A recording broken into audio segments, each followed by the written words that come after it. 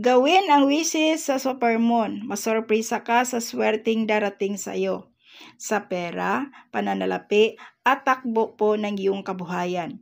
Hindi lamang maliit na halaga ang dulot nito, ito po'y mag-a-attract po ng katuparan at malaking halaga po ng pera sa iyo. Kaya guys, kung gusto mong malaman ito, panoorin ang videong ito, i-guide ko po kayo. At kung kayo man po'y bago dito sa ating YouTube channel, huwag pong kalimutan, share, like, subscribe na rin po kung hindi pa po kayo nakapag-subscribe. Don't forget to hit the bell button for notification para ma-notify ka sa next nating mga video.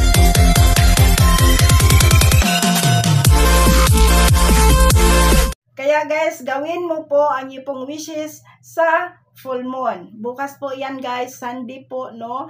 So, gawin mo ito pag-umpisa po ng alas 6 ng gabi.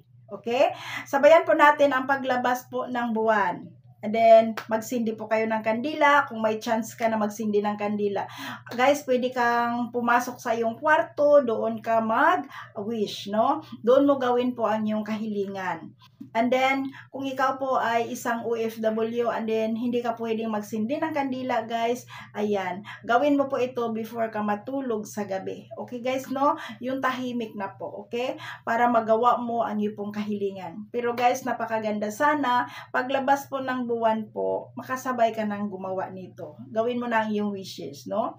Kasi po guys, paglabas ng buwan is napakalaki po yan. Ang ganda-ganda po niyang tingnan. Sana po hindi uulan bukas para makita sa lahat po kung gaano kaganda po ang supermoon na yan.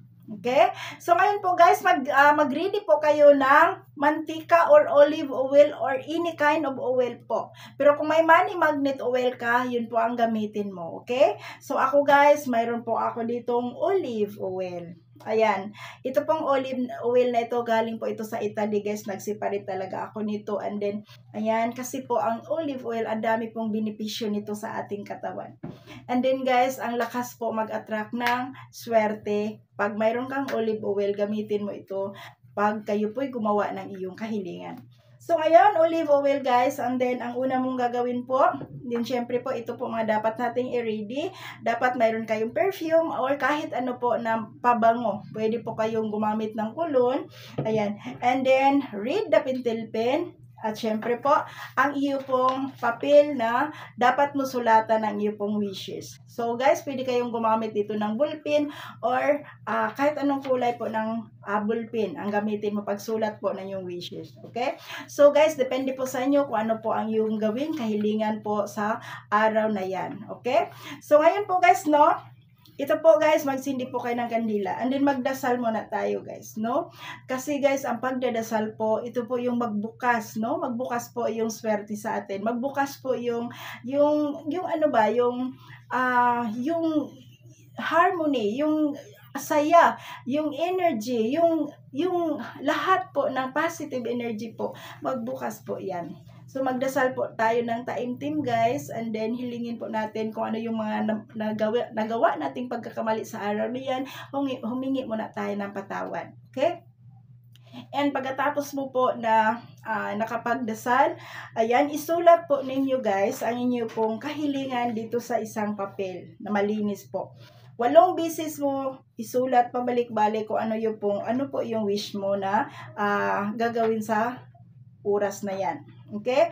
For example, guys, halaga ng pera ang iyo pong isulat dito. So, 8 beses mo isulat po ang halaga ng pera, pababa po siya. Okay? So, andin dito sa gilid, guys, sulatan po niyo dito ng supermoon and then yung pizza. So, December 15, 2024. Ayan. So, ngayon po guys, no, naisulat mo na dito ang inyong pong wishes. Ang gagawin po ninyo guys, isprayan lamang po ito ng perfume guys. So, importante po ang ating pabango dito guys. Ang pabango po, ito po ay makatulong po ito guys na mag-attract po ng positive energy. Ang amoy po guys, no, swerte po yan. Nag-attract po yan ng positive energy. Ayan. So, ayan, naisprayan na po natin ang ating wishes, no. Ayan. So, ang next guys, dito po guys sa iyo pong kamay, dito po, kailangan malinis yung kamay mo guys. Dito po sa iyong kamay, kung ano po ang iyo pong isinulat dito na kahilingan, Okay? Kung ano po ang iyong isinulat dito na kahilingan, isulat mo po dito sa iyo pong kamay. For example po, halaga ng pera ang iyong isinulat dito sa iyo pong kahilingan, dito po sa iyong kamay, ganun din ang iyo pong isulat.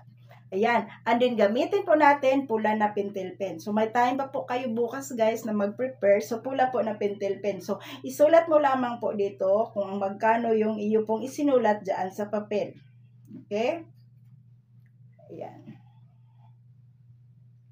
Ayan. Sulat mo lang siya dyan, guys. Ayan. Okay? Hindi ko na ipapakita sa inyo, guys. So, ayan. And then, ang iyo pong pangalan, guys. Ayan. First letter po na yung pangalan. Kung hindi po magkakasya dito, kung mahaba ang yung pangalan. First letter, middle name, and then yung iyo pong family name. First letter po. Pero guys, kung maiksi lang yung pangalan mo na magkakasya dito sa iyo pong kamay, isulat mo dito yung buo po ninyo na pangalan. Okay? So, ayun po guys. Ayan. Ang gagawin po natin guys, ito po, itupi po ito guys nga papasok po sa inyo. Tupiin lamang po siya. Ayan. Ayan. Tupiin po siya guys. Ganyan po. And then, ito po, dito po sa kamay mo guys, ganyan mo siya. And then, ibulong mo po dito po ang iyo pong wishes. Okay? Kung ano yung isinulat po ninyo dito sa iyo pong papel, yun po ang ibulong po ninyo dito. So, ayan. And then, guys, pagbulong po ninyo ng iyong kahilingan, guys, kailangan po, isipin mo po at baga sa ano po, yung bang isip mo, yung puso mo, i-connect mo siya sa liwanag ng buwan. Okay? I-connect mo siya sa liwanag ng buwan and then, mag-wish ka na ito pong iyo pong ginawang kahilingan ay magkaroon po ito ng katuparan. I claim it, I claim it, I claim it. Okay? Kung ano yung isinulat mo dito sa iyo pong papel, yun din ay isulat ninyo dito sa iyong kamay. So, ngayon guys, ito po. Ang gagawin dito sa papel guys, before ka matulog, ilagay mo ito doon sa ilalim ng iyong unan. Okay? I-overnight mo siya sa ilalim ng iyong unan. And then guys, pagka kinabukasan, paggising mo sa umaga, ayan, paggising mo sa umaga guys, sunugin mo po ito. Sunugin mo itong iyo pong kahilingan. Kailangan po masunog siya na magiging abo po ito. And then once na nasunog na po ito guys, lumabas po kayo sa iyo pong pintuan, and then ihip mo po ito doon, ibalik mo siya sa universe. Ayan guys, pagkatapos po na nagawa mo ang iyo pong wishes, bukas, and then pagkakinabukasan, nasunog mo na ito. Yan guys, kailangan po magiging positive po tayo palagi. Okay? Relax lamang po tayo and then i-attract po natin palagi ang ating pangarap. Baga sa ano, magiging inspired po tayong magtrabaho araw-araw. Baga sa ano, ganado tayong magtrabaho araw-araw. Kasi po guys, pag ganyan po ang iyo pong gagawin, ma-attract mo na mabilis po na maabot mo ang iyo pong mga pangarap. So ayan, gawin mo po yung kahilingan bukas po sa supermoon. Ito po yung full moon, last full moon sa taon ng 2024 upang magbukas po ang kasaganaan at swerte sa iyong buhay. Kaya ano pang hinihintay mo? Bukas guys, sabay-sabay po natin gawin ito. Importante, paniniwala, positive na isip, at trabaho. Magdasal po tayo ng time team. Walang imposible na makamit natin ang ating mga pangarap. Maraming salamat sa inyong lahat at kung nagustuhan po ninyo ito, gawin mo na kaagad. Okay? Kung gusto mong magkaroon ng swerte, kung gusto mong makamit na mabilis yung iyong mga pangarap, huwag kang magdalawang isip guys gumawa nito. Okay? So, nasa iyong sarili po kung paano mo mabago ang takbo ng iyong buhay. Kung ikaw ay laging nag-isip ng negative, naku po, negative po ang iyong ma-attract. Kaya ingatan mo pong mag-isip. Kailangan po nakafocus ka sa iyong pong pangarap. Okay? Positive lamang po. Ayan guys, no? Ayan, maraming salamat po sa inyong lahat at huwag pong kalimutan like, share, subscribe na rin po at don't forget to hit the bell button for notification para ma-notify ka sa next nating mga videos. Thank you so much. God bless everyone. Bye-bye guys!